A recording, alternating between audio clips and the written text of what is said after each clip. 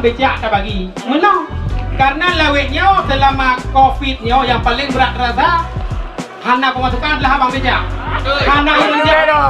Hana urun jak kan ke hana urun Bila hana urun ke hana pemasukan itu kan.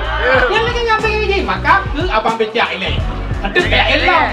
Cuma pakai video dengan bukan hubung becak lagi nya berhubung lawetnya ujian.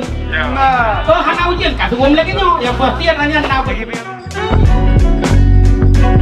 Tetapnya Nanji Gerakan Nasional Demokrat Bina UMKM yang merata seluruh Indonesia, Pak. Tapi di Aceh khususnya sasaran dico adalah abang-abang becak yang ada di Aceh karena pakon lagi dibuka Bang Joni Ibuno.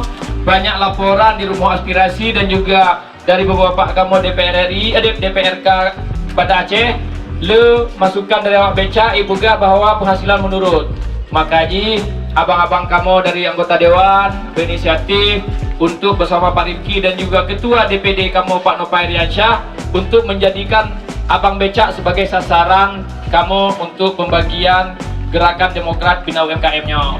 Mudah-mudahan apa yang Demokrat berikan untuk kita semua bermanfaat dan kita doakan semoga Bapak SBY, Ketua Umum Bapak AHY, dan kemudian Pak Sekjen Bapak Teguh Rifki Harsha dan seluruh pengurus DPP Partai Demokrat, kemudian pengurus Partai Demokrat DPD Aceh, kemudian DPC Kota Banda dan seluruh pengurus Demokrat yang ada di Aceh diberikan kesehatan, kekuatan dan terus bisa membantu masyarakat dan bisa berbuat lebih baik, memberikan kontribusi bagi kita semua.